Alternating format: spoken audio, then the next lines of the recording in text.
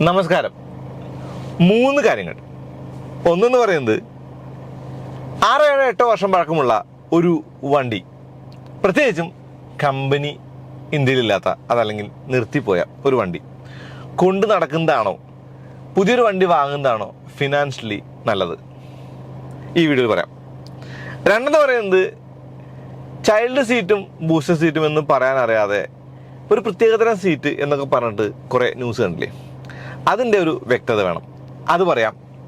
മൂന്നാമത് ഒരുപാട് ലോഞ്ചുകളുണ്ടായിട്ടുണ്ട് ഈ കഴിഞ്ഞ ദിവസങ്ങളിൽ, അതിനെക്കുറിച്ച് പറയാം. വണ്ടിപ്രാന്തൻ്റെ പുതിയ വീഡിയോയിലേക്ക് എല്ലാവർക്കും സ്വാഗതം.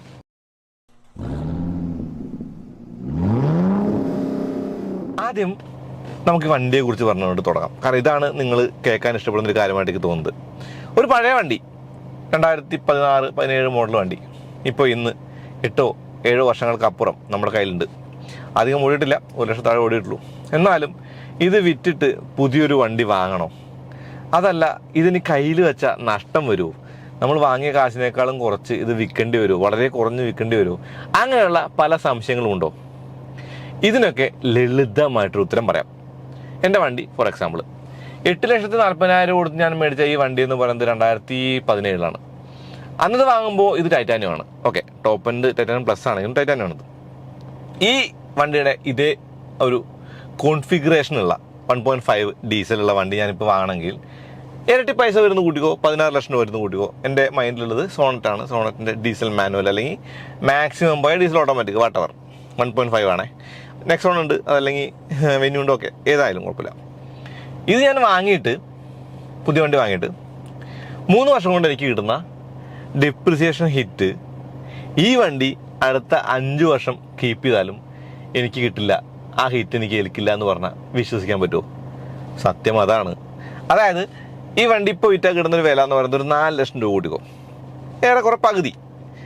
ആ ഒരു 4 ലക്ഷം രൂപ കിട്ടിയാൽ നമ്മൾ പുതിയ വണ്ടി വാങ്ങുന്നു, 16-17 ലക്ഷം കൊടുത്ത് വാങ്ങുന്നു. അതിന് 4 വർഷം കൂടി കഴിഞ്ഞാൽ വരുന്ന ഡിപ്രിസിയേഷൻ ഹിറ്റ് എത്രയാണ്? 4 ലക്ഷം രൂപ കൂടുതലായിരിക്കില്ലേ? ആയിരിക്കുമെന്നാണ് ഞാൻ കരുതുന്നത്, അല്ലെങ്കിൽ ആയിരിക്കും. ആ ഒരു 4 വർഷം കൊണ്ട് ആ പുതിയ വണ്ടിക്ക് കിട്ടുന്ന 4 ലക്ഷം രൂപ കുറവ് ഈ ഒരു വണ്ടി കീപ്പ് ചെയ്താൽ വരുന്ന 4 ലക്ഷം രൂപയായിട്ട് കുറവായിട്ട് ചുമ്മാ ഒന്നിങ്ങനെ ആലോചിച്ച് നോക്കിയേ. നമുക്ക് ഈ വണ്ടി 4 വർഷം കഴിഞ്ഞ് വെറുതെ കളയാം. ദാറ്റ്സ് ഇറ്റ്, അത്രേ ഉള്ളൂ. ഡിപ്രിസിയേഷൻ്റെ ഒരു പേടിയും ഫിനാൻഷ്യൽ ഡിസിഷനുമാണ് നിങ്ങൾ നോക്കുന്നതെങ്കിൽ പഴയ വണ്ടി കൊണ്ടു കിടക്കുന്നതാണ് ഫിനാൻഷ്യലി വയബിൾ ആയിട്ടുള്ള സൊല്യൂഷൻ. ഓക്കെ, നിങ്ങൾക്കൊരു പുതിയ വണ്ടി വേണം, ടെക്നോളജിക്കലി ഇമ്പ്രൂവ് ആയിട്ടുള്ള അഡാസ് ലെവൽ 2 ഉള്ള സ്വയം ഓടിക്കുന്ന വണ്ടി വേണമെങ്കിൽ പുതിയ വണ്ടി വാങ്ങണം, അതിന് വഴിയൊന്നുമില്ല. അതായത് പഴയ വണ്ടി വെച്ചുകൊണ്ടിരുന്നിട്ട് കാര്യമില്ല. അത് പക്ഷേ മോഹമാണ്, ആവശ്യമാണ്, നീഡാണ്, ഇഷ്ടമാണ്. അതിൻ്റെ കൂടെ ഫിനാൻഷ്യൽ കൂടി കൂട്ടേണ്ട കാര്യമില്ല. ഫിനാൻഷ്യലി ചോദിച്ചാൽ എനിക്ക് തോന്നുന്നു പഴയ വണ്ടി അടുത്ത ഒരു 5 വർഷം കൂടി കീപ്പ് ചെയ്യുന്നതാണ് നല്ലത്. അപ്പോൾ റിപ്പയേഴ്സോ, ഓക്കെ, ഒരു വണ്ടിക്ക് മാക്സിമം വരുന്ന പണി എന്താ? ഒരു 2 ലക്ഷം രൂപയുടെ പണി വരുന്ന കൂട്ടിക്കോ, അത്രയൊന്നും വരില്ല. എന്നാലും ആ 2 ലക്ഷം രൂപയുടെ പണി വന്നാലും എനിക്ക് തോന്നുന്നു ഒരു ലോൺ എടുത്താൽ പണി ചെയ്താലും 1 വർഷം കൊണ്ട് ആ EMI അങ്ങ് തീർക്കാമല്ലോ, അല്ലേ? അപ്പോഴും പുതിയ വണ്ടി വാങ്ങുന്ന അത്രയും ഭീകരമായിട്ട് EMI അടക്കേണ്ട കാര്യമില്ല. ഇതിന് EMI ഇല്ല, EMI ഫ്രീ ആണ്. ഇപ്പോൾ ആ ഒരു കാശ് മെയിൻ്റനൻസിലേക്ക് കണ്ടാൽ മതി. As simple as that. അപ്പോൾ ഫിനാൻഷ്യലി വയബിൾ ആയിട്ട് സൊല്യൂഷൻ എന്താ? പഴയ വണ്ടി കീപ്പ് ചെയ്യുക. അപ്പോൾ റിപ്പയേഴ്സിനെ പേടിക്കണോ? വേണ്ട. ഇപ്പോൾ ഫോണിൻ്റെ കാര്യത്തിൽ പാർട്സ് കിട്ടുമോ അല്ലെങ്കിൽ ബുദ്ധിമുട്ടാവില്ലേ, അങ്ങനെയുള്ള സംശയങ്ങളുണ്ടോ? അതും ഒരു പരിധിവരെ വേണ്ട കേട്ടോ. കാരണം എന്താ അറിയോ, എല്ലാ പാർട്സും ഇപ്പോൾ അവൈലബിൾ ആണ്. ഇപ്പോൾ ഞാൻ ഓയിൽ ചേഞ്ച് അല്ലെങ്കിൽ ആ ഒരു കാര്യങ്ങൾ, അതല്ലെങ്കിൽ ആ ഒരു വണ്ടിയുടെ ഒരു മെയിൻ്റനൻസ് അല്ലെങ്കിൽ അങ്ങനെയുള്ള കാര്യങ്ങളൊക്കെ നമ്മൾ ചെയ്യുന്നത് വളരെ കുറഞ്ഞ ഒരു റീസണബിൾ ആയിട്ടുള്ള റേറ്റിലാണ്. സർവീസ് സെൻ്റർ പോയാലും വലിയ പ്രശ്നമൊന്നുമില്ല. ഓയിൽ ചേഞ്ച് മാത്രമേ ചെയ്യുന്നെങ്കിൽ 2,000 താഴെ, അതല്ല സസ്പെൻഷനൊക്കെ മാറി എല്ലാം കൂടി ചെയ്ത് വന്നാലും ഒരു 10,000 രൂപയൊക്കെ ഉള്ളിലൊക്കെ നമുക്ക് ചെയ്യാം. ബാറ്ററി മാറിയിട്ടുണ്ട്, ഒരു 4,500 ഓക്കെ, അത്ര ഒരു മെയിൻ്റനൻസേ ഉള്ളൂ. എന്നാലും ഒരു ഡൗൺ പേയ്മെൻ്റ് ഒരു 2 ലക്ഷം കൊടുത്ത് 15 ലക്ഷം രൂപ ലോണും ഇട്ട് ഒരു വണ്ടി വാങ്ങിയതിന് EMI അടച്ച് ആ സർവീസിൽ കൊണ്ടുനടക്കുന്ന ആ ഒരു കാര്യം നോക്കിയാൽ പഴയ വണ്ടിയുടെ ഫിനാൻഷ്യൽ ആ ഒരു കാര്യം മനസ്സിലായില്ലേ? പിന്നെ ഇതിനൊരു രസമുണ്ട് ഓടിക്കാനായിട്ട്. ഇപ്പോൾ 100 bhp പവർ, 215 ന്യൂട്ടൺ ടോർക്ക്, അത്യാവശ്യത്തിന് മൈലേജ്, അത്യാവശ്യത്തിന് ഫൺ എല്ലാം ഉള്ളൊരു വണ്ടി കൂടിയാണ്. പഴയ വണ്ടികൾക്ക് അങ്ങനെ ഒരു ഗുണം കൂടിയുണ്ട്. DPFൻ്റെ ഇഷ്യൂസ് നോക്കണ്ട, AdBlue ഫില്ല് ചെയ്യണ്ട, വാട്ടവർ. അപ്പോൾ 15 വർഷത്തോളം നമുക്കിപ്പോൾ ഇന്ത്യൻ ഒരു നിയമപ്രകാരം നമുക്ക് യൂസ് ചെയ്യാമല്ലോ, അതിന് ടെസ്റ്റ് കൊടുത്താൽ മതി. എന്തായാലും 10 വർഷം മിനിമം ഒരു വണ്ടി വാങ്ങി യൂസ് ചെയ്താൽ അതാണ് ഫിനാൻഷ്യലി വയബിൾ ആയിട്ടുള്ള ഒരു കാര്യം, ഫിനാൻഷ്യലി ഒരു നല്ല കാര്യം എന്നുള്ളതാണ്, ഫിനാൻഷ്യലി ഒരു ഗുണമുള്ള കാര്യം എന്നുള്ളതാണ്. ഓക്കെ, അപ്പോൾ ജിമിനി തന്നെ മേടിച്ച് അത് നേരത്തെ പറഞ്ഞത് മോഹമാണ്, ഇഷ്ടമാണ്, ആഗ്രഹമാണ്. ഓക്കെ, രണ്ടാമത്തെ കാര്യം ചൈൽഡ് സീറ്റാണ്. ഒരു 2 വയസ്സുകാരി അമ്മയുടെ മടിയിൽ ഫ്രണ്ട് സീറ്റിലിരുന്ന് പോകുമ്പോൾ വണ്ടി ഇടിച്ച് എയർ ബാഗ് ആ ഒരു വീർത്തിട്ട് അല്ലെങ്കിൽ എയർ ബാഗ് ഇൻഫ്ലേറ്റ് ആയിട്ട് കൊച്ചിൻ്റെ മുഖത്താകുമ്പോൾ ശ്വാസം മുട്ടി കൊച്ചു മരിച്ചോട് കൂടിയിട്ടുണ്ട്. ഇപ്പം നമ്മുടെ നിരത്തിൽ വണ്ടികളിൽ ചൈൽഡ് സീറ്റ് നിർബന്ധമാക്കാൻ പോകുന്നു എന്നുള്ള വാർത്ത നിങ്ങൾ കേട്ടിട്ടുണ്ടാവും. ചൈൽഡ് സീറ്റ് എന്നല്ല, ഒരു പ്രത്യേകതരം സീറ്റ് എന്നാണ്. ഓക്കെ, എന്താണ് ചൈൽഡ് സീറ്റ്? ചൈൽഡ് സീറ്റ് എന്ന് പറയുന്നത് ഒരു സീറ്റ് പോലെ, ഒരു കുഞ്ഞു സീറ്റ്, അത്രേ ഉള്ളൂ. അത് നമ്മുടെ സീറ്റിനോട് നമ്മൾ സീറ്റ് ബെൽറ്റുമായിട്ട് ബന്ധിപ്പിച്ച് ആ സീറ്റിലെ സീറ്റ് ബെൽറ്റാണ് നമ്മൾ കൊച്ചിനെ ഫാസ്റ്റ് ചെയ്തിരുത്തുന്നത്, അത്രേ ഉള്ളൂ. അപ്പോൾ ബൂസ്റ്റർ സീറ്റോ, അതൊരു കുഷനാണ്. എന്ന് വെച്ചാൽ ഇത്തിരി കൂടി ഉയരം കൂട്ടാനായിട്ടൊരു കുഷനാണ്. ആ കുഷന് സീറ്റ് ബെൽറ്റ് കൂടി അക്കോമഡേറ്റ് ചെയ്യാനുള്ളൊരു പ്രൊവിഷൻ ഉണ്ടാവും മാത്രമേ ഉള്ളൂ. ഇപ്പോൾ ഈ ഒരു സീറ്റ് ബെൽറ്റ് നോക്കിയാൽ ഇതിനകത്ത് നമുക്കിവിടെ ഹൈറ്റ് അഡ്ജസ്റ്റ് ചെയ്യാൻ പറ്റും. ഉയരം കൂടിയ ആൾക്കും ഉയരം കുറഞ്ഞ ആൾക്കും. അത് ബാക്ക് സീറ്റിൽ ഉണ്ടാവണമെന്നില്ല. അപ്പോൾ ബാക്ക് സീറ്റിൽ സീറ്റ് ഉയർത്തേ പറ്റുള്ളൂ കൂട്ടിയിരുത്താനായിട്ട്. അതുകൊണ്ട് ഒരു ബൂസ്റ്റർ സീറ്റിൻ്റെ ആവശ്യം അവിടെ ഉണ്ട്. അതുകൊണ്ട് തന്നെ ബൂസ്റ്റർ സീറ്റ് വെച്ചിട്ട് ഉയർത്തിയിരുത്തി സീറ്റ് ബെൽറ്റ് ഇട്ട് സേഫായിട്ട് കൊണ്ടുപോകാൻ പറ്റും. അതാണ് ബൂസ്റ്റർ സീറ്റിൻ്റെ ഗുണം. ഇപ്പോൾ ഫ്രണ്ട് സീറ്റിൽ കുട്ടികളെ ഇരുത്താമോ? ചില വണ്ടികളിലൊക്കെ ഞാൻ BYD കണ്ടിട്ടുണ്ട്, അല്ലെങ്കിൽ പല വണ്ടികളും കണ്ടിട്ടുണ്ട്. ഒരു കീ ഹോൾ കാണും ഇടതുവശത്ത്. അത് എയർ ബാഗ് ഓഫ് ചെയ്യാനാണ്. അങ്ങനെ ഓഫ് ചെയ്ത് കഴിയുമ്പോൾ നമുക്ക് ആ ഒരു പാസഞ്ചർ സൈഡിൽ എയർ ബാഗ് പിന്നെ ഇൻഫ്ലേറ്റ് ആവില്ല. അതുകൊണ്ട് തന്നെ നമുക്ക് അവിടെ സീറ്റ് വെച്ചിട്ട് കൊച്ചിനെ ഇരുത്താമെന്നൊക്കെയാണ് തിയറി. പക്ഷേ നമ്മുടെ നിയമം അതിനെ അനുവദിക്കുന്നില്ല. നമുക്കെപ്പോഴും പിൻ സീറ്റാണ് കുട്ടികളുടെ സീറ്റായിട്ട് പറയുന്നത്. പിന്നിലേ ഇരുത്താവുള്ളൂ എന്നുള്ളതാണ്. അപ്പോൾ 14 വയസ്സ് വരെ എന്നുള്ളൊരു ക്യാപ്പൊക്കെ നമ്മൾ കേട്ടു. തത്വത്തിൽ 14 വയസ്സ് വരെ എന്നുള്ള ക്യാപ്പ് മാത്രമല്ല, ഒരു കാര്യം കൂടി ഉണ്ട് അതിനകത്ത്. ഒരു ഉയരത്തിൻ്റെ കണക്ക് കൂടി പറയുന്നുണ്ട്. പലരും അതങ്ങ് വിട്ട് കളയുന്ന കണ്ടായിരുന്നു. പക്ഷെ അങ്ങനെയല്ല, 134 135 സെൻറ്റിമീറ്റർ ഉയരത്തിൽ കുറവുള്ള കുട്ടികൾക്കാണ് ഈ ഒരു ബൂസ്റ്റർ സീറ്റിൻ്റെ ആവശ്യമുള്ളൂ എന്നുള്ളതാണ് നിയമത്തിലുള്ളത്. ഒന്നും വേണ്ട, വെറുതെ ചൈൽഡ് സീറ്റ് റൂൾസ് എന്ന് സെർച്ച് ചെയ്താൽ ഗൂഗിളിൽ ആ കാര്യങ്ങൾ കിട്ടും. ഈ ആളുകൾ പറയുന്നത് കേൾക്കേണ്ട കാര്യമില്ല. പലപ്പോഴും ഇതൊക്കെ വെറുതെ വ്യൂ കിട്ടാനായിട്ട് ഫോൺ ഇന്ത്യയിൽ വരുന്നു തിരിച്ചു വരുന്നു എന്ന് പറഞ്ഞ് വാർത്ത ഉണ്ടാകുന്ന ആളുകളുടെ ആ ഒരു സ്വഭാവമായിട്ട് കണ്ടാൽ മതി. ഓക്കെ, ഞാൻ 2016 മുതൽ ഈ ഒരു ചൈൽഡ് സീറ്റ് യൂസ് ചെയ്യുന്നുണ്ട്. ചൈൽഡ് സീറ്റ് കഴിഞ്ഞിട്ട് ബൂസ്റ്റർ സീറ്റിലേക്ക് ആദ്യം ആ ഒരു അപ്ഗ്രേഡ് കിട്ടി. അതിനുശേഷം അവനിപ്പോൾ സീറ്റിൽ സ്വയം ഇരിക്കാറായിട്ടുണ്ട്. ഉയരമുള്ളതുകൊണ്ട് സീറ്റ് ബെൽറ്റ് ഇടാൻ പറ്റുന്നുണ്ട്, കുഴപ്പമില്ല. എന്നാലും ഫ്രണ്ട് സീറ്റിൽ ഞാൻ ലോങ് ഡ്രൈവുകളിൽ ഇരുത്താറില്ല. കുറഞ്ഞ ആ ഒരു ദൂരത്ത് മാത്രമേ ഇരുത്താറുള്ളൂ. അത് സീറ്റ് മാക്സിമം പിന്നോട്ടിട്ട് ഈ സീറ്റ് ബെൽറ്റിൻ്റെ ഏറ്റവും കുറഞ്ഞ ആ ഒരു അഡ്ജസ്റ്റ്മെൻറ്റ് ഇട്ടാണ് ഇടാറുള്ളത്. അപ്പോൾ സീറ്റ് ബെൽറ്റ് ഇരിക്കാൻ പറ്റും. അതാണ് സീറ്റ് ബെൽറ്റിൻ്റെ കാര്യം.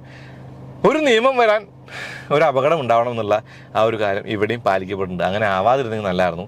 ഇതൊക്കെ വർഷങ്ങൾക്ക് മുന്നേ വരേണ്ട കാര്യമായിരുന്നു. അപ്പോൾ സാധാരണ നാട്ടിൻപുറത്ത് ജീവിക്കുന്ന ഞാൻ കാർ സീറ്റ് വെച്ച് കൊച്ചിനെ കൊണ്ട് നാട്ടിൽ പോയപ്പോൾ പലപ്പോഴും കേട്ട് നിനക്ക് പ്രാന്താണെന്ന് കേട്ടിട്ട് പിന്നെ വണ്ടിഭ്രാന്തനാണ് എന്ന് ഞാനിങ്ങനെ സ്വയം പറഞ്ഞു നടക്കുന്നതുകൊണ്ട് എനിക്കത് വിഷയമല്ല.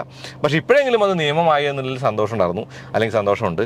എന്തായാലും ചില കാരണങ്ങൾ കൊണ്ട് ചില കാര്യങ്ങൾ വാലിഡ് ആവുന്നു, നിയമമാവുന്നു, നല്ലതാണ്. എല്ലാവരും ചൈൽഡ് സീറ്റ് യൂസ് ചെയ്യൂ, കുട്ടികളെ സേഫായിട്ട് യാത്ര ചെയ്യിക്കും എന്നുള്ളതാണ്. അതിന് നമ്മൾ സ്വാഗതം ചെയ്യുന്നു. ഡിസംബർ മുതൽ പിഴ കിട്ടും കേട്ടോ. അപ്പോൾ വാങ്ങി വെച്ചേക്കാം. ഇനി ഞാൻ ഉപയോഗിക്കുന്ന ചൈൽഡ് സീറ്റുകളുടെ ലിങ്ക് താഴെ കൊടുക്കാം. എനിക്ക് ഇവരുമായിട്ട് അസോസിയേഷൻ ഒന്നുമില്ല. കാരണം 2016 ഞാൻ വാങ്ങിയ സീറ്റാണ്. ബൂസ്റ്റർ സീറ്റ് ഞാൻ ഒരു ഷോപ്പിൽ പോയിട്ട് മേടിച്ചതാണ്. എല്ലാം എൻ്റെ ലിങ്കൊക്കെ ഉണ്ട്, ഞാനെല്ലാം തരാം, താഴെ ഉണ്ട്. അപ്പോൾ അത് നോക്കിക്കോളൂ, വേണമെങ്കിൽ വാങ്ങാലോ. മൂന്നാമത്തെ കാര്യം ലോഞ്ചുകളാണ്. ലോഞ്ചുകളെന്ന് ഊന്നി പറയണം. ചെറിയ ലോഞ്ചുകളല്ല, വലിയ ലോഞ്ചുകളാണ്. Kia EV9, Kia carnival, Nissan Magnite, BYD E-Max 7, Mahindra ZEO, അങ്ങനെ കുറേ അധികം ലോഞ്ചുകൾ ഉണ്ടായിട്ടുണ്ട്. നമുക്ക് കിയയിൽ നിന്ന് തുടങ്ങാം. കിയയുടെ 2 വണ്ടികൾ. 2024 EV9 എന്ന് പറയുന്നത് കിയയുടെ ഫ്ലാഗ്ഷിപ്പ് ഇലക്ട്രിക് SUV ആണ്. വലിയ വണ്ടിയാണ്. ഇതിനകത്ത് ഇവർ കുറേ അധികം ഇന്നോവേഷൻസാണ് കൊടുക്കുന്നത്. 1,30,00,000 രൂപയ്ക്ക് ഇറങ്ങിയിട്ടുള്ള കിയ EV9 എന്ന് പറയുന്നത് CBU റൂട്ടിലൂടെ ഇന്ത്യയിലേക്ക് വരുന്ന വണ്ടിയാണ്. EV6 പോലെ തന്നെ ലിമിറ്റഡ് നമ്പേഴ്സ് ആയിരിക്കും, ബുക്ക് ചെയ്ത് കിട്ടുന്ന വണ്ടിയായിരിക്കും. അങ്ങനെയൊക്കെയാണ്. ഇനി കാർണിവലിന് 63.9 ലക്ഷം രൂപയാണ്. എക്സ്ഷോറൂം പ്രൈസാണ് രണ്ടും. അപ്പോൾ ഈ 2 വണ്ടികൾക്ക് ഇറങ്ങിയിട്ടുണ്ട്. ഇപ്പോൾ കാർണിവലിന് 7 സീറ്റ് ഓപ്ഷൻ ഉണ്ട്. ആ ഒരു തേർഡ് റോ എന്ന് പറയുന്നത് ബെഞ്ചാണ്. പിന്നെ ലിമോസിൻ ഓപ്ഷൻ ഉണ്ട്, 4 സ്പോക്ക് സ്റ്റിയറിംഗ് വീൽ ഉണ്ട്, ഡുവൽ ഇലക്ട്രിക് സൺറൂഫുകളുണ്ട്. എല്ലാം അറിയാം. പവർ ഡ്രൈവർ സീറ്റൊക്കെ ഉണ്ട്. നമുക്ക് റിവ്യൂ ചെയ്യുന്ന സമയത്ത് അതിനെക്കുറിച്ച് കൂടുതൽ പറയാം. എന്തായാലും പുതിയ കാർണിവൽ വന്നു. ലുക്ക് കുറച്ച് ഒരു റാഡിക്കലായിട്ടുള്ള ഒരു മാറ്റമായിട്ട് കാണാം. EV9 അങ്ങനെ തന്നെയാണ്. EV9 ഒരു കാര്യം പറയുമ്പോൾ 99.8 kWh ബാറ്ററിയൊക്കെയാണ്. കൂടാതെ ഭയങ്കരമായിട്ടുള്ള ആ ഒരു റിസീവിംഗ് കപ്പാസിറ്റി, അത് കിയയുടെ നമ്മുടെ ആ ഒരു EV6 കണ്ട പോലെ തന്നെ അത്രയും വലിയ ആ ഒരു റിസീവിംഗ് കപ്പാസിറ്റിയും കാര്യങ്ങളൊക്കെ ഉണ്ടായിരുന്നു. ഇതിനേക്കാളൊക്കെ കൂടെ വെഹിക്കിൾ ടു ലോഡ് പോലുള്ള ആ ഒരു കാര്യം, കൂടാതെ വെഹിക്കിൾ ടു എവറിത്തിങ് എന്ന് പറയുന്ന ഒരു കാര്യം, കിയ ആ ഒരു കണക്ട് 2.0 എന്ന് പറയുന്ന ഒരു കാര്യത്തിൽ ഓവർ ദ എയർ അപ്ഡേറ്റ് സ്ക്രീനിനും അല്ലെങ്കിൽ സോഫ്റ്റ്വെയർസിനും മാത്രമല്ല വണ്ടിയുടെ മൊഡ്യൂൾസിനെ കൂടി കവർ ചെയ്യുന്ന തരത്തിലേക്ക് മാറി. എന്ന് വെച്ചാൽ കിയയുടെ കാർണിവൽ ആണെങ്കിലും കിയയുടെ ആ ഒരു EV9 ആണെങ്കിലും ഓവർ ദ എയർ അപ്ഡേറ്റ് ചെയ്യാൻ പറ്റും. സോഫ്റ്റ്വെയർ അപ്ഡേറ്റുകളും അതുപോലുള്ള ആ ഒരു ഫീച്ചേഴ്സ് അപ്ഡേറ്റ് ഒക്കെ ചെയ്യാൻ പറ്റുമെന്ന് പറയുന്നുണ്ട്. 14 സ്പീക്കർ മെറിഡിയൻ ഓഡിയോ സിസ്റ്റമാണ് EV9 ഉള്ളത്. പിന്നെ ഇലക്ട്രിക്കൽ അഡ്ജസ്റ്റബിൾ ആ ഒരു സ്റ്റിയറിംഗ് വീലും എല്ലാം കാണാം. മസാജ് ഫംഗ്ഷനൊക്കെ എല്ലാം ഉണ്ട്. അപ്പോൾ ഞാൻ വെയിറ്റ് ചെയ്യാണ് വണ്ടി ഒന്ന് ഓടിക്കാനായിട്ട്. കിയ EV9 എന്ന് പറയുന്ന വണ്ടി അങ്ങനെ ഓടിക്കാൻ കയ്യിൽ കിട്ടുമെന്നുള്ള സംശയമാണ്. പക്ഷേ എന്തായാലും കാർണിവൽ നമുക്ക് ഓടിക്കാൻ പറ്റേക്കും. നമുക്കൊരു പ്രോപ്പർ റിവ്യൂ ചെയ്യാന്നുള്ളതാണ്. അപ്പോൾ കിയയുടെ ഇന്ത്യയിലെ ഏറ്റവും വില കൂടിയ വണ്ടി ഇപ്പോൾ ഏതാ ചോദിച്ചാൽ സിമ്പിളായിട്ട് ഉത്തരം പറയാം, EV9 1,30,00,000. കാർണിവലിനും വില കൂടിയില്ലേ? കാർണിവലൊക്കെ ഇന്നോവയ്ക്ക് കുറേ ആളുകൾ വാങ്ങുമെന്ന് നിങ്ങൾക്ക് തോന്നുന്നുണ്ടോ? എനിക്ക് ചിലപ്പോഴൊക്കെ തോന്നാറുണ്ട്. കാരണം ഒരു ലക്ഷറി ഫീലുള്ള ഒരു വലിയ ഒരു വണ്ടിയായിട്ട് കാർണിവൽ കാണാമല്ലോ. ഈ ഒരു പ്രൈസ് വന്നപ്പോഴോ നിങ്ങൾ പറയും. അടുത്തത് മഹീന്ദ്രയുടെ ZEO എന്ന് പറയുന്ന ഒരു വണ്ടിയായിരുന്നു. ZEO എന്ന് പറയുമ്പോൾ അതിൻ്റെ ഒരു ഫുൾ ഫോം ആണ് രസം. Zero emission option ZEO. Electric ആണല്ലോ ഒബ്വിയസ്ലി. ആ വണ്ടി രണ്ട് വിധത്തിലാണ് കാണുക. ഒന്നെന്ന് പറയുന്നത് ഒരു സാധാരണ ബിസിനസ് ഓണർക്ക് ഇപ്പം നമുക്ക് സാധാരണ കുടിൽ വ്യവസായം അല്ലെങ്കിൽ ചെറിയ ജോലികളൊക്കെ ചെയ്യാൻ ആഗ്രഹമുള്ള ആൾക്കാർക്ക് പറ്റിയ വണ്ടിയാണ്. എന്ന് വെച്ചാൽ ഫാക്ടറി ഫിറ്റ് ഡെലിവറി വാനും ഉണ്ട്, ഫാക്ടറി ആ ഒരു പിക്കപ്പ് പോലുള്ള വെർഷനുണ്ട്. അപ്പോൾ നമുക്ക് മീൻ കച്ചവടം പോലുള്ള പപ്പട കച്ചവടം പോലുള്ള അങ്ങനെ ചെറുകിട വ്യവസായങ്ങൾക്ക് പറ്റിയ വണ്ടിയാണ്. കാരണം 160 കിലോമീറ്ററിന് മുകളിൽ റിയൽ റേഞ്ച് ഉണ്ട്, റിയൽ ലൈഫിൽ റേഞ്ചാണ്. അങ്ങനെ പറയുമ്പോൾ ഇപ്പോൾ മീൻ ഉദാഹരണം പറഞ്ഞാൽ ചെറുതുരുത്തിയിൽ നിന്ന് ചാവക്കാട് പോയിട്ട് മീനെടുത്ത് വന്ന് ഫുള്ള് കറങ്ങി വിറ്റ് തിരിച്ച് വീട്ടിലെത്തിയാലും അത്യാവശ്യം അവിടെയുള്ള ഇലക്ട്രിസിറ്റി ബാക്കിയുണ്ടാവും. പിന്നെ കുത്തിയിട്ട് രാവിലെ വീണ്ടും എടുത്ത് വീണ്ടും പോകാം. വാവ്, 1,00,000 കിലോമീറ്റർ ഓടിയ ലാഭമായി. അങ്ങനെ ഒരു കാര്യമുണ്ട്. വിലയും കുറവാണ്. 7,49,000 രൂപയാണ് അതിൻ്റെ ഷോറൂം പ്രൈസ് വന്നത് ആ ഒരു 19 kWh ബാറ്ററിയുള്ള മോഡലിന്. പിന്നെ 21 kWh ബാറ്ററിയുള്ള മോഡലുണ്ട്, കുറച്ചുകൂടി കൂടിയ റേഞ്ച് വേണമെങ്കിൽ. അതിനാണ് 120, മറ്റേ 140 കേട്ടോ.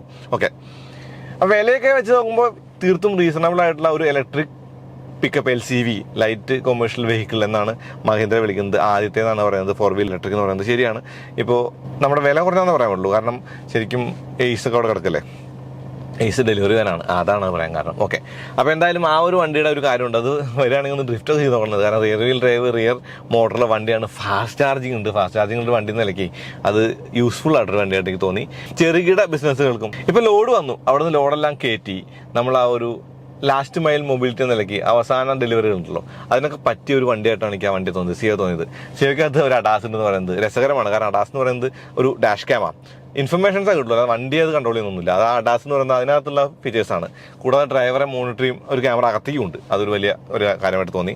പിന്നെ ഫ്ലാറ്റ് ഫ്ലോറൊക്കെ നല്ലതാണ്. അത്യാവശ്യം വലിയ ഡെക്കാണ്. അത്യാവശ്യം നല്ലൊരു ഡെലിവറി ഒരു വാൻ്റെ ഒരു ബോഡിയാണ്. എല്ലാം കാണാനും അത്യാവശ്യം ഫണ്ണാണ്. കാരണം ഇപ്പോൾ നമ്മുടെ ആ ഒരു GTO എന്ന് പറഞ്ഞ വണ്ടി തന്നെയാണ് ഈ ZEO എന്ന് പറയുന്നത്. GTOയുടെ ഇലക്ട്രിക് വേർഷൻ എന്ന് പറയാം. അപ്പോൾ GTOയ്ക്ക് പല വേരിയൻസ് ഉണ്ട്. ഇതിനകത്ത് പാസഞ്ചർ നമുക്ക് കണ്ടില്ല, ആ ഒരു കൊമേഴ്ഷ്യൽ വെഹിക്കിൾ മാത്രമേ കണ്ടുള്ളൂ. എന്നാലും ശരിക്കും ആ ഒരു പ്ലാസ്റ്റിക് ബിറ്റുകളൊക്കെ നീല പെയിൻ്റ് കടിച്ചിട്ട് ഇലക്ട്രിക് ചായയൊക്കെ കൊടുത്ത് വീൽ കപ്പൊക്കെ ഇട്ട് അത്യാവശ്യം ഒരു ക്യൂട്ടായിട്ടുള്ള ഒരു വണ്ടിയായിട്ട് ഞാൻ ആ ഒരു ZEOനെ കാണുകയാണ്. എനിക്ക് തോന്നുന്നു ഒരുപാട് പേരെ ആ ഒരു ബിസിനസ്സിൽ സപ്പോർട്ട് ചെയ്യാൻ ആ വണ്ടിക്ക് കഴിഞ്ഞേക്കും. എന്തായാലും ഒന്ന് നോക്കിക്കോളൂ, കണ്ടുപോയിക്കോളൂ, ഒന്ന് ഓടിച്ചു നോക്കോളൂ. നല്ലതാണ്, നല്ല രസമുണ്ട്. 114 Nm ടോർക്ക് എന്നാണ് തോന്നുന്നത്. 34 kW പവറുണ്ട്. അപ്പോൾ അത്യാവശ്യം ഫണ്ണുള്ള ഒരു വണ്ടി ആയിരിക്കും ഓടിക്കാനൊക്കെ. ഓടിച്ചു നോക്കുമ്പോൾ പറയാൻ പറ്റില്ല. എന്തായാലും നിർത്ത് ഡ്രിഫ്റ്റൊക്കെ ചെയ്ത് നോക്കണം. അതിനുശേഷം നിസാൻ മാഗ്നൈറ്റിലേക്കാണ് പോയത്. നിസാൻ മാഗ്നൈറ്റ് എന്താണ് മാറ്റം? നിസാൻ മാഗ്നൈറ്റിൻ്റെ പ്രത്യേകത എന്ന് പറയുന്നത് കുറഞ്ഞ വിലയിൽ കിട്ടുന്ന ഒരു വലിയ വണ്ടിയാണ് നിസാൻ മാഗ്നൈറ്റ്. ആ വണ്ടി എക്സ്പോർട്ടൊക്കെ ഉണ്ട്. ഇപ്പോൾ നമുക്ക് ആ ഒരു പുതിയ ലോഞ്ച് തന്നെ റൈറ്റ് ഹാൻഡ് ഡ്രൈവും ലെഫ്റ്റ് ഹാൻഡ് ഡ്രൈവും ഒക്കെ തന്നെ കാണിച്ചു. അപ്പോൾ അതിൻ്റെ ഗ്രില്ലിലാണ് പ്രധാനമായിട്ട് മാറ്റം വന്നിട്ടുള്ളത്. ഗ്രില്ല് ഡാറ്റ്സൻ്റെ പോലുള്ള ഗ്രില്ല് മാറിയിട്ട് ഒരു വലിയ ഗ്രില്ലായി മാറി. ഒറ്റ നോട്ടത്തിലേ ഇതിനെന്ത് മാറ്റം എന്ന് തോന്നുന്ന നിലക്കുള്ള ഒരു മാറ്റമാണ്. കാര്യമായിട്ട് മാറ്റമൊന്നുമില്ല. പിന്നെ ലൈറ്റ് ബാർ ആക്കിയിട്ടില്ല. പുതിയ ട്രെൻഡിലേക്ക് അവർ പോകുന്നില്ല എന്നാണ് പറഞ്ഞത്. കാരണം പുതിയ ട്രെൻഡിലേക്ക് പോകാതെ ലൈറ്റിനകത്താണ് അഭ്യാസം മുഴുവൻ. ഓക്കെ, ആ ലൈറ്റ് അത്യാവശ്യം മാറ്റമുണ്ട്. ഉള്ളിലത്തെ ഓറഞ്ച് കളറുള്ള ഒരു ഇൻറ്റീരിയറും ആ ലെതർ സീറ്റിൻ്റെ ഒരു കാര്യങ്ങളും ലെതറിൻ്റെ സീറ്റിൻ്റെ കാര്യങ്ങളും ആ റാപ്പിംഗ് ഡാഷ്ബോർഡിൻ്റെ ഒക്കെ നല്ലതായിട്ട് തോന്നി. മീറ്റർ ക്ലസ്റ്റർ വലിയ മാറ്റങ്ങളില്ല, എന്നാലും ആ ഒരു പഴയ ഫോണിൽ നിന്ന് ഒരു ചെറിയ മാറ്റം വന്നിട്ടുണ്ട്. ആ ഒരു സ്ക്രീനൊക്കെ അങ്ങനെ തന്നെ നിൽക്കുകയാണ്. അപ്പോൾ എന്തായാലും എൻ്റെ ഒരു ഫേവറേറ്റ് ചോയ്സ് എന്ന് പറയുന്നത് ശരിക്കും പറഞ്ഞാൽ ഈ ഒരു വണ്ടിയുടെ ടർബോ ആണ്. ടർബോ CVT ആണ്. AMT തീരെ കൊള്ളാത്തൊരു ഡ്രൈവ് വലിയ സുഖമില്ലാത്തൊരു വണ്ടിയാണ്. പിന്നെ പ്രൈസ് വെച്ച് നോക്കുമ്പോഴേ ആ ഒരു വാഗണർ വാങ്ങാൻ പോകുന്ന ഒരാൾക്ക് അല്ലെങ്കിൽ ചെറിയ വണ്ടി വാങ്ങാൻ പോകുന്ന ഒരാൾക്ക് ഒരു വലിയ കാറിൻ്റെ ഫീൽഡിൽ വണ്ടി കിട്ടുമെന്നുള്ളൊരു ഗുണം നിസാൻ മാഗ്നൈറ്റ് ഉണ്ട്. അത് തന്നെയാണ് നിസാൻ എന്ന കമ്പനിയെ ഇവിടെ പിടിച്ചു നിർത്താൻ ആ ഒരു വണ്ടിയെ കൊണ്ട് അവർ സഹായിക്കുന്നത്. പിന്നെ എക്സ്പോർട്ട് മാർക്കറ്റിലേക്കുള്ള ഒരുപാട് കാര്യങ്ങൾ പറയുന്നുണ്ട്. പുതിയ വണ്ടി വരുന്നു എന്ന് പറയുന്നത്. എന്തായാലും ഈ ഒരു വണ്ടി എന്ന് പറയുന്നത് ഇന്ത്യയിൽ വിറ്റില്ലെങ്കിലും മറ്റ് പല സ്ഥലങ്ങളിലും വിൽക്കാൻ അവർക്ക് പ്ലാനുള്ള അല്ലെങ്കിൽ വിൽക്കാൻ ഉദ്ദേശിക്കുന്ന വണ്ടിയാണ്. അതുകൊണ്ട് തന്നെ ടർബോ ആ ഒരു മോഡൽ എനിക്ക് തോന്നുന്നു ഗ്ലോബലായിട്ടും AMT എന്ന മോഡൽ ഇന്ത്യക്കും അതുപോലെ സാധാരണ രാജ്യങ്ങളിലുള്ള മോഡലായിട്ടും കാണാമെന്നുള്ളതാണ് ആ ഒരു എന്നെ. എന്തായാലും നിസാൻ മാഗ്നൈറ്റിൻ്റെ ഡ്രൈവിനായിട്ട് കാത്തിരിക്കുകയാണ്. ഡ്രൈവിന് കുറച്ചും കൂടി കൂടുതൽ കാര്യങ്ങൾ പറയാം. ഇത്തവണ ഞാൻ ടർബോയെ ഓടിക്കുള്ളൂ, ടർബോ CVT. പിന്നെ അടുത്ത ഒരു വണ്ടി ഉടനെ ഉണ്ടായ വണ്ടി എന്ന് പറയുന്നത് ഈ മാക്സ് 7 ആണ്. ഈ ലോഞ്ച് ചെയ്ത വണ്ടികളുടെ ലോട്ടിലെ എനിക്ക് ഏറ്റവും ആ ഒരു ആകർഷകമായി തോന്നിയൊരു വണ്ടി എന്ന് ആ ഒരു ഈ മാക്സ് 7 പറയാം. ഈ മാക്സ് 7 എന്ന് പറയുന്നത് ബേസിക്കലി E6 ബൂസ്റ്റ് കുടിച്ചപ്പോൾ ഉണ്ടായിട്ടുള്ള വണ്ടിയാണെന്ന് പറയാം. കാരണം പവർ കൂടി 200 bhp ആയി. 0 to 100 8.6 seconds. ഫാസ്റ്റ് ആണല്ലേ. 7 പേർക്ക് ഇരുന്ന് ഫാസ്റ്റായിട്ട് പോകാൻ പറ്റിയ MPV, ഇന്ത്യയിലെ ആദ്യത്തെ 7 സീറ്റർ MPV എന്ന് പറയുന്നത്. ഓക്കെ, വേറെ 7 സീറ്റർ MPV ഇലക്ട്രിക് ഇല്ലല്ലോ, അതുകൊണ്ട് ഓക്കെ ഫൈൻ. പിന്നെ സീറ്റൊക്കെ പ്ലഷ് ആണ്. 6-7 സീറ്റുകളുള്ള ഈ മാക്സ് 7ന്റെ ഏറ്റവും വലിയ ടോക്കിംഗ് പോയിന്റ് എന്ന് പറയുന്നത് ഈ ഒരു തേർഡ് റോയും സെക്കൻഡ് റോയും ആണല്ലോ. അപ്പോൾ ഈ സീറ്റ് മുന്നോട്ടിട്ട് കൂടെ കയറണം. അപ്പോൾ തേർഡ് റോ എന്ന് പറയുന്നത് സാധാരണ കാണുന്ന ഒരു വണ്ടിയുടെ തേർഡ് റോ പോലെ തന്നെയാണ്. എക്സെപ്ഷൻ ഒന്നും പറയാനില്ല. പിന്നോയ്ക്ക് വലിയ ആ ഒരു പാരയൊന്നും പോകാൻ സാധ്യതയില്ല ഈ വണ്ടി എന്ന് പറയുന്നത്. അതായത് തൈ സപ്പോർട്ടിൻ്റെ ഒരു പരിമിതിയുണ്ട്. ചെറിയ സീറ്റുകളാണ്, 2 പേർക്ക് ഇരിക്കാൻ ഹെഡ് റെസ്റ്റ് കാണാം. ഇവിടെ സ്പീക്കറും ആ ഒരു കപ്പ് ഹോൾഡറൊക്കെ കൊടുത്തിട്ടുണ്ട്. കയറാൻ ഇറങ്ങാനും ഇത് ആ ഒരു വഴി മതി എന്നുള്ളത് വലിയ കാര്യമാണ്. കാരണം ഈ ഒരു ഡോർ എന്ന് പറയുന്നത് തീർത്തും വലുതാണ്. ഫ്ലാറ്റ് ഫ്ലോർ വേറൊരു കാര്യമാണ്. കൂടാതെ ഇവിടെ ആ ഒരു AC കൺട്രോൾസും ആ ഒരു ചാർജിങ് പോർട്ടും ആ ഒരു സ്പേസും ഒക്കെ തന്നെ കാണാം. പിന്നെ തൈ സപ്പോർട്ടൊക്കെ കൂടുതലുള്ള ഒരു മിഡ് റോ സീറ്റാണ്. ഹെഡ് റൂമും കൊള്ളാം. കൂടാതെ റൂഫ് AC കാര്യങ്ങളൊക്കെ ഉള്ളതുകൊണ്ട് അത്യാവശ്യം നന്നായി ഇരിക്കാൻ പറ്റുന്ന ഒരു വണ്ടിയുടെ മിഡിൽ റോ ആണെന്ന് തന്നെ പറയാം. തേർഡ് റോ അല്ല, മിഡിൽ റോ. മിനിമലിസ്റ്റിക് ആണ് കാര്യങ്ങൾ. സ്ക്രീനും ആ ഒരു ഗിയർ നോബിൻ്റെ അവിടുത്തെ കൺട്രോൾസും മാത്രമാണ് എല്ലാ കാര്യങ്ങളും നിയന്ത്രിക്കുന്നത്. പിന്നെ അഡാസ് ഉണ്ട്. അഡാസ് ഏറ്റവും കൂടിയ അഡാസ് എന്നാണ് പറയുന്നത്. അഡാസ് ലെവലൊന്നും അവർ പറയുന്നില്ല, എന്നാലും കൂടിയ അഡാസ് ആണ് എന്നാണ് പറയുന്നത്. അപ്പോൾ എന്തായാലും ലെവൽ 2 തന്നെയാണ് ഉദ്ദേശിച്ചത്. പിന്നെ പ്രൈസും 29.9 ലക്ഷം രൂപയ്ക്കാണ് അവർ ആ ഒരു സുപ്പീരിയർ എന്ന് പറഞ്ഞ മോഡൽ ഇറങ്ങിയത്. ഏകദേശം 71 kWh മുകളിൽ പവറിലെ ബാറ്ററിയാണ്. അതുകൊണ്ട് തന്നെ 530 km റേഞ്ച്. അപ്പോൾ BYDയുടെ ബ്ലേഡ് ബാറ്ററി ടെക്നോളജിയെ കുറിച്ച് അറിയാലോ. BYD ബസ്സൊക്കെ ആയിട്ട് കാലങ്ങളായിട്ട് ഇവിടെ ഉള്ള ഒരു കമ്പനിയാണ്. അതുകൊണ്ട് തന്നെ ഈ ഒരു ബാറ്ററിയുടെ ഒരു ഗുണമൊക്കെ നോക്കിയിട്ട് അത്യാവശ്യം റേഞ്ചൊക്കെ കിട്ടുന്ന ഒരു വണ്ടിയാണ് BYD, സംശയമൊന്നും വേണ്ട. അതിൻ്റെ കൂടെ ഈ പറഞ്ഞ പവർഫുൾ ആയിട്ടുള്ള ഒരു കാര്യം കൂടി വന്നപ്പോൾ തീർത്തും ഫണ്ണായിരിക്കും വണ്ടി ഓടിക്കാനായിട്ട്. വെയിറ്റിംഗ് ആണ് ഓടിക്കാനായിട്ട്. ആ ഒരു സൈസും അല്ലെങ്കിൽ ആ ഒരു വലിപ്പവും അല്ലെങ്കിൽ ആ ഒരു കാര്യങ്ങളൊക്കെ തന്നെ കണ്ട ഒരു പ്രോപ്പർ MPV ആണ്. ഇന്നോവയ്ക്കൊക്കെ ആ ഒരു പണിയാവുമോ എന്ന് തോന്നുന്ന വിധത്തിലുള്ള MPV ആണെന്നാൽ എനിക്ക് അങ്ങനെ തോന്നിയില്ല. സ്റ്റിൽ അതൊരു നീഷായിട്ടുള്ളൊരു വണ്ടിയാണ്.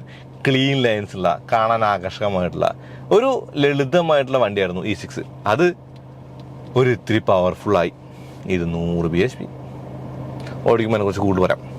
അപ്പോൾ child seat, booster seat, I agree with that. പിന്നെ ZEO കൊള്ളാവുന്ന വണ്ടിയാണ്. മാഗ്നൈറ്റ് കാര്യമായിട്ടുള്ള മരങ്ങളില്ല. കിയയുടെ കാര്യം വില കൂടി. പിന്നെ ഈ മാക്സ് 7 വാവ്. അപ്പോൾ അത്രേ ഉള്ളൂ. അടുത്ത വീണ്ടും വരാം. അതിലേക്ക് നന്ദി, നമസ്കാരം.